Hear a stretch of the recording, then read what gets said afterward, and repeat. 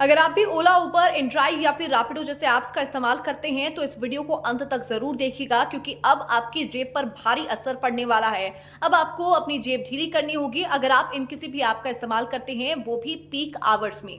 दरअसल केंद्र सरकार ने कुछ नियमों को मंजूरी दे दी है, जिससे अब यात्रियों को पीक आवर्स में ज्यादा पैसे पे करने होंगे।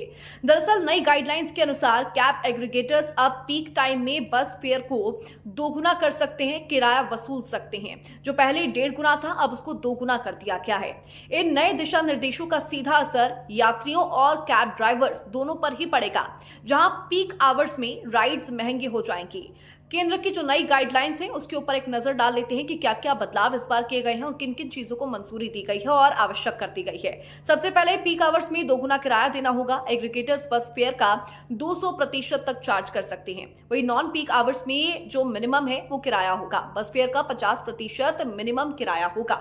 साथ ही राइड रद्द करने को लेकर भी जुर्माने को लेकर फैसला लिया गया है। अगर कोई ड्राइवर या यात्री बिना उचित कारण के राइड को रद्द करता है तो उन पर कुल किराए का 10% जुर्माना लगाया जाएगा। ये राशि ड्राइवर और कंपनी के बीच में बांटी जाएगी। उसके अलावा बीमा अनिवार्य कर दिया गया है ड्राइवर्स के लिए। दरअसल कैब एग्रीगेटर्स को अपनी ड्राइवर्स के लिए कम से कम 5 लाख रुपए का स्वास्थ्य बीमा और 10 लाख रुपए का टर्म इंश्योरेंस उपलब्ध कराना ही होगा।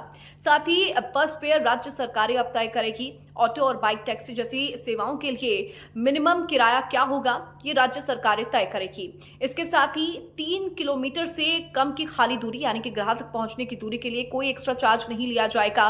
किराया केवल यात्री के पिकअप से लेकर उनको जहां पर पहुंचाना है वहां तक की दूरी का ही लिया जाएगा, यानी कि आपके पहुंचने तक का किराया नहीं लिया जाएगा। मान लीजिए कोई आपके पास खड़ा है 3 किलोमीटर तक के दायरे में, तो वो पहुंचने के बीच का टाइम नहीं लिया जाएगा, पैसा नहीं लिया जाएगा।